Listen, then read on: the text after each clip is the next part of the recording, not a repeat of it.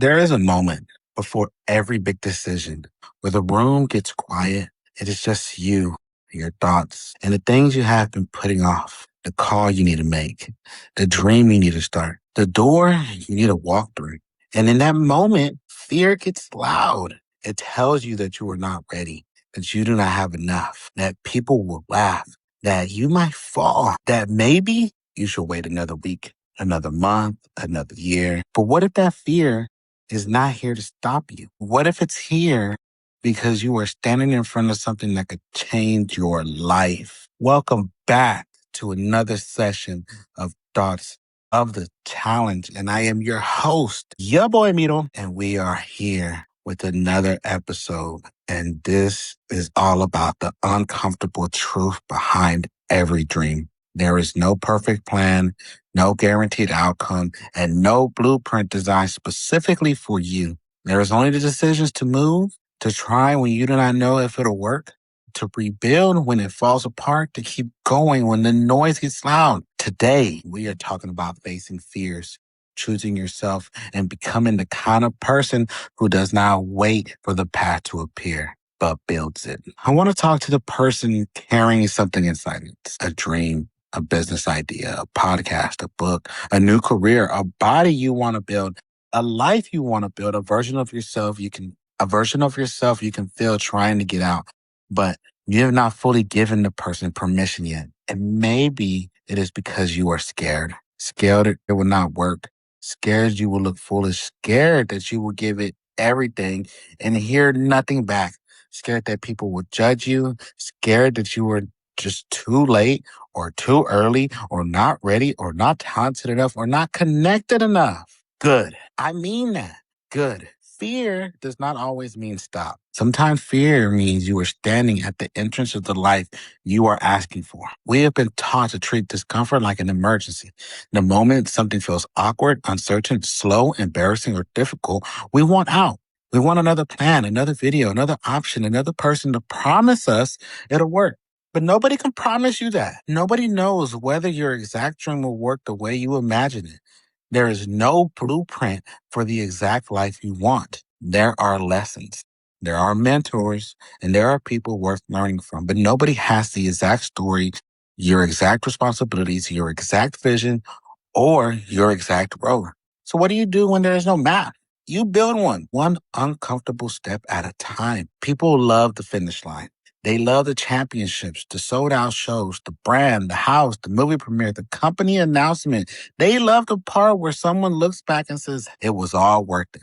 But the part that changes a person is the ugly middle. The part where nobody is watching. The part where your post gets 17 views and 9 are probably you refreshing the screen. The part where you record something you are proud of, then play it back and think, why do I sound like that? The part where your family asks, that's great, but what's a real plan here? The part where you were tired, bills are real, the support is quiet, and your mind becomes a full-time hater.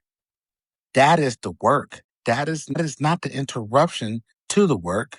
That is the work. Michael Jordan is remembered for championships and game winners. But an important part of his story is that he was cut from the varsity as a sophomore. That rejection hurt. It could have become an excuse. It could have become the sentence, they did not pick me, so I must not be enough. Instead, it became fuel. Jordan said, I failed over and over and over again in my life, and that is why I succeeded. That does not mean failure is fun. It can sting, but it can also humble you. It can make you want to disappear, but failure is information. The offer did not sell. Learn what people need. The episode did not connect and prove the message. The shot missed, adjust your form. The plan broke, repair it. You were not your failed attempt. You are the person who decided what to do after it. And that brings us to the program. I'm looking to give you 3 steps here today to choose yourself. Because a lot of times we forget all about what we need in this world and we focus on everybody else's problems, everybody else's solutions, everybody else's dream.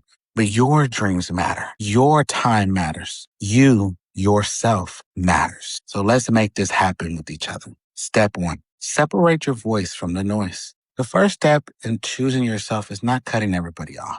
It is learning to tell the difference between wisdom and noise. Some people love you and are genuinely trying to protect you. Hear them. Some people have experiences you do not have.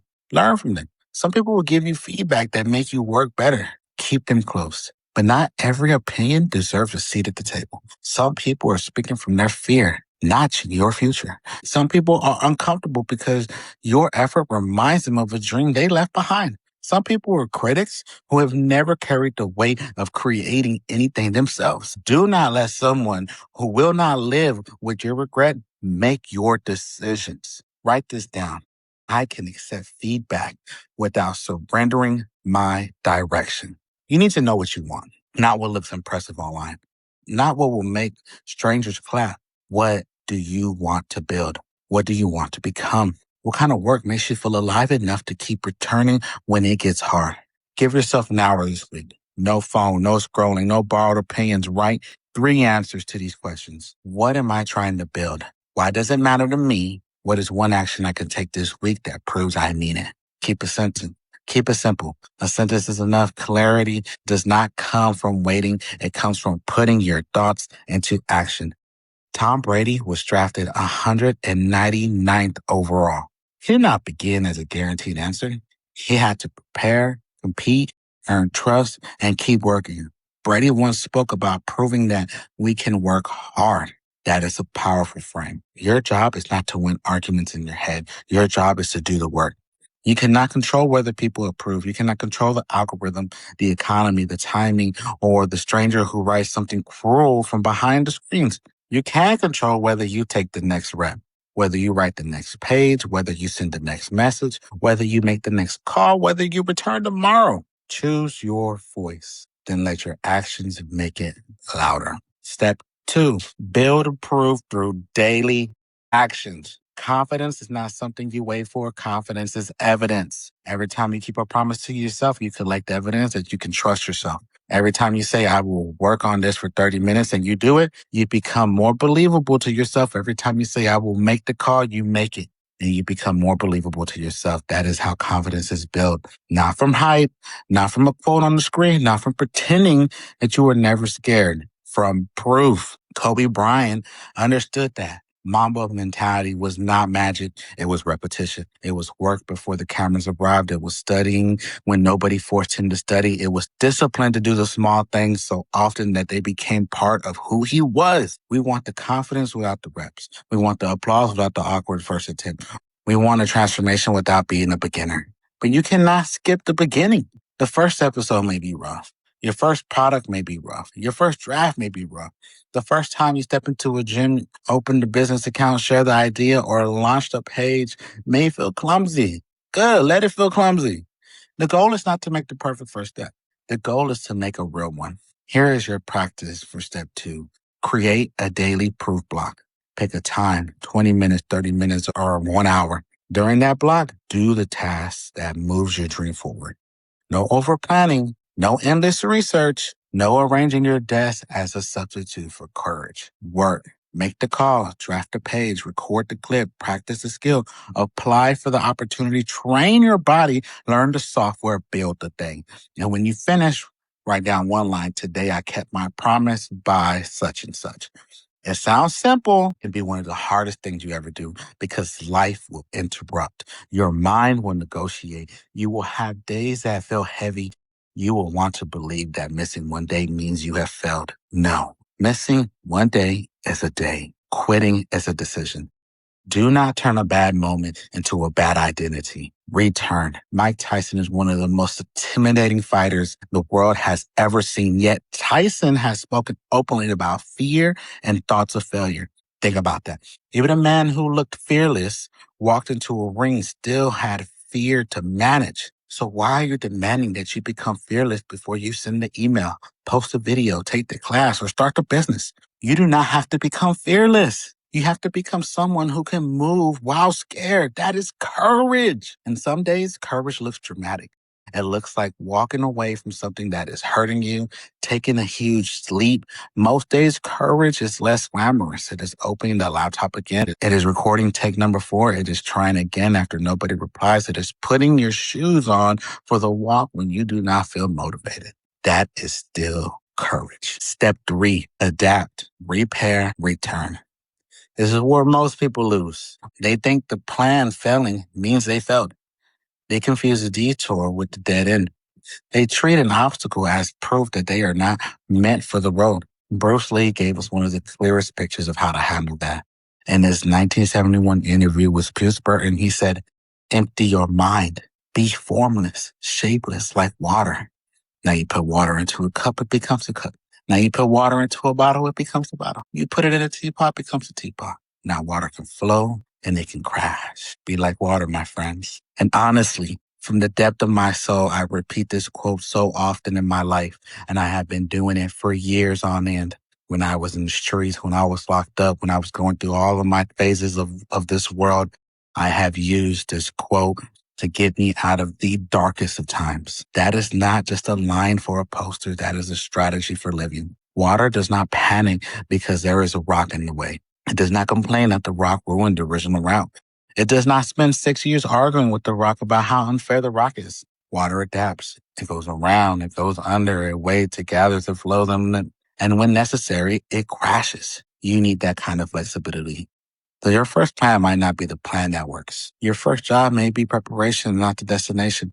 Your first business may teach you what your second business needs. Your first audience may be tiny. Your first mentor may not understand. Your first attempt may expose every weak point. That is not the end. That is data. When something feels off, do not automatically quit. Investigate it. Ask, what specifically is not working? What can I fix? What do I need to learn? What do I need to stop? What is the smallest change I can test this week? Then test it. The rule is simple. Do not abandon the dream because the first method failed. Change the method.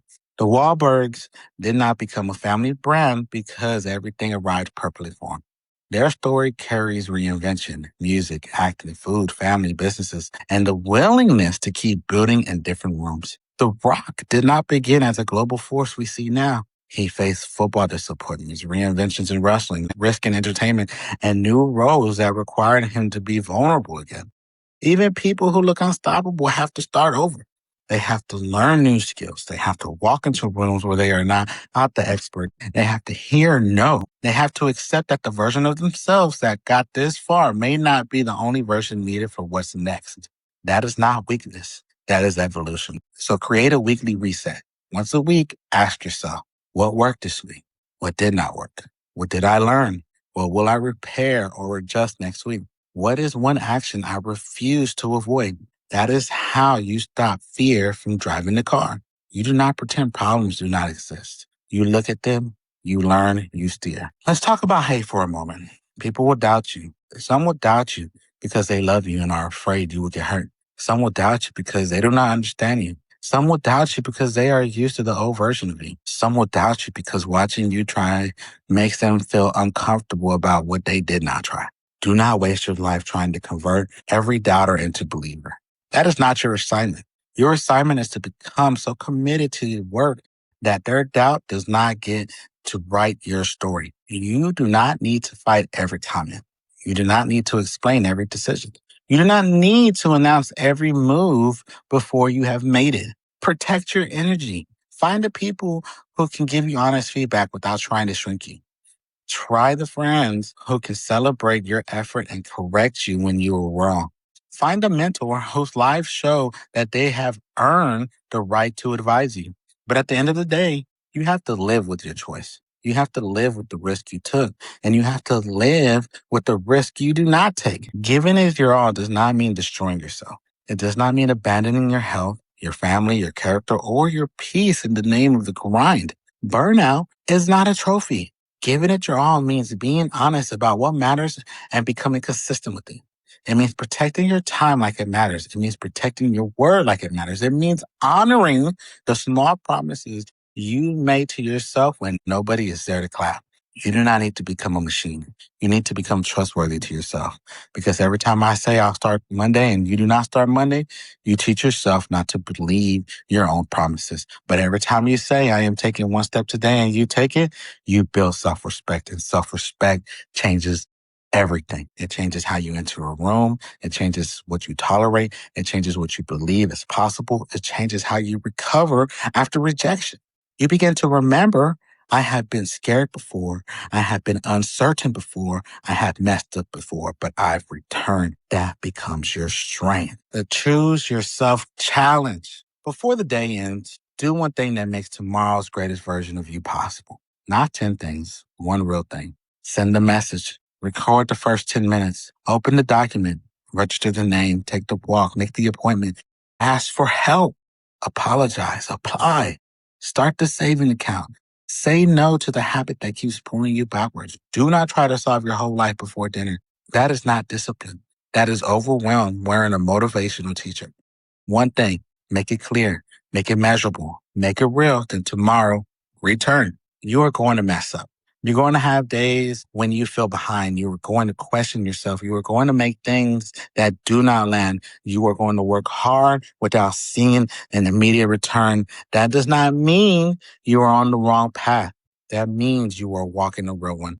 If the dream in your chest is worth anything, it is worth your effort. It is worth your patience. It is worth your humility. It is worth another attempt. If something goes wrong, learn, fix it, try again. If something feels off, learn, adjust, try again. You fail, feel it, own it, try again. People laugh, let them laugh, try again. You feel afraid, take the step without shaking hands, try again. There is no blueprint, so build the path. There is no guaranteed, so become committed. There's no perfect time, so use this time. And one day, people may call you lucky. They will see the results and never fully understand the years it took to become the person who could hold it. But you will know. You will know about the early mornings, the late night, the missed attempts, the pivots, the lonely seasons, the lessons, and the courage it took to stay. You will know you did not wait for the road to appear. You built it. You chose yourself. And with that, I bring you thoughts of the challenge. And I am your host, your boy Mito. And from my side of the screen to the next, much love, much appreciation. Thank you for your comments, your feedback, and all that you have been with during this journey and continue to be with. I will see you on the next episode. Y'all have a good one.